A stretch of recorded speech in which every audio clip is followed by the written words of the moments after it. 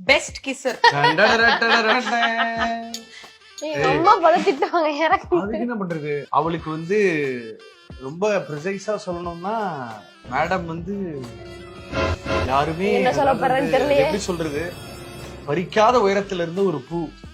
நம்ம தான் ஃபர்ஸ்ட் அப்படியே சரி ஓகே லவ் பண்ணி கல்யாணம் பண்ணிருக்கோம். Who flirts more? ஒத்துக்க மாட்டா, பட் யார் ஒத்துக்குமா? ஏன் அவன்? ஏன்னா அது பிடிக்காது. கணவனை காட்டி கொடுக்குற மாதிரி இருக்கு. நான் உங்களதான் காமிச்சிட்டு இருக்கேன். அதான் புரிஞ்சிருச்சு. ரிலேஷன்ஷிப்ல இருக்கும்போது இப்ப அந்த லைட் அப்லோட் பண்ணி மாட்டி இருக்கறா? என்னது? எல்லா ஆண்கள் மாதிரியும் தான் நானும். என்ன என்ன சொல்லுவீங்க? ஃப்ளர்ட் பண்ணி மாட்டும்போது வார்னிங்கா, அதோட க்ளோஸ் முடிஞ்சு நான் கிளம்பி போயிடுறேன்னு சொல்லிடுவேன். எது எடுத்தாலும் நான் கிளம்புறேன், கிளம்பி போக மாட்டேன்னு தெரியும், எனக்கும் தெரியும் அவருக்கும் தெரியும். பட் அப்படி சொல்லும் போது அவருக்கு ஒரு பீதி ஆகும். மரண பீதியாகும். நோ பாப்பா, என் போனை நீங்க வச்சுக்கோ பாப்பா, இதுல இருக்கிற எல்லா லேடிஸ் நம்பர். யாரு ரொமான்டிக்? மோர் ரொமான்டிக்? நான் டிராமாட்டிக், அவர் ரொமான்டிக். ஏ அப்பா, finally the truth is out. உண்மை வந்துருச்சு மக்களே. லவ் ஃபர்ஸ்ட் சொன்னது யாரு? என்ன அப்படின்னா அப்படி ஆக்சுவலா அப்படி ஒரு யாருமே கான்டெக்ஸ்ட், இல்ல. அப்படி ஒரு கான்டெக்ஸ்டே இல்லன்னு நினைக்கிறேன். அது ஸ்ட்ரைட்டாவே வந்து மேரேஜ் டாபிக்காவே தான் இருந்துச்சு ஆரம்பத்துல இருந்தே. ஓகே, யார் ஈஸியா அழுதுருவா? என்ன மாத்தி மாத்தி காமிச்சுக்கிறீங்க? ரெண்டு பேருமே very emotional, very intense. Probably she cries a little more than me, but I also equal. You cry? Okay. யாருக்கு ரொம்ப கோவம் ஜாஸ்தி வரும்? ஹலோ. போய் இது ஒரு மகத்தான போய், இது இல்ல ஒரு எனக்கு உண்மையான இப்போ போய். ரீசெண்டா கோவம் வருது, ஏன் வருதுன்னு தெரியல. பட் அடிக்கடி கோவம் வராது, பட் ஒரு வாட்டி வந்தா அவள்தான்.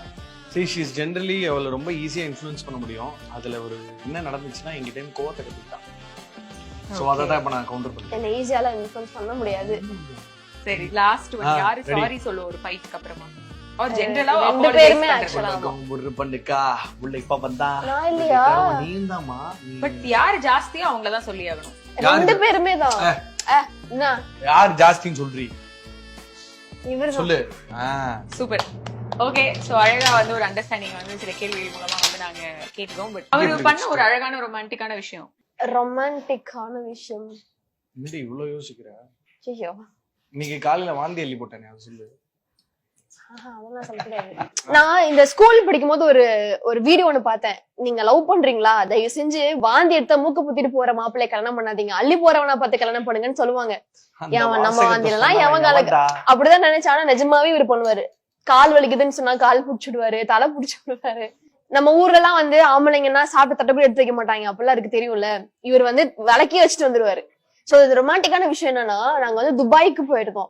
அப்போ நான் வந்து வேடிக்கை பார்த்துட்டே இருக்கேன். வாவ் எவ்வளவு பெரிய பில்டிங்ஸா இருக்கு, வாவ் வாவ்னு சொல்லிட்டு புர்ஜ் கலிஃபாக்கு மேல ஏறிட்டோம். அங்க போய் நின்னு ரொம்ப நாள் கழிச்சு ஐ லவ் யூ சொன்னாரு.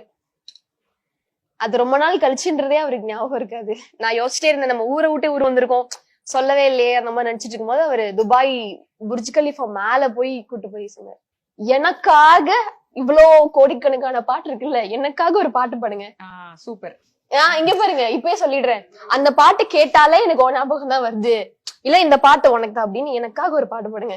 என் வைஃப் பார்த்தாலே ரொம்ப ஒரு ரூரல் வைப்ஸ் இருக்கிறதுனால அதுக்கு அப்படியே ஆப்போசிட் ஸ்ட்ரீட்ல ஒரு பாட்டு எடுத்து பாடுறேன்.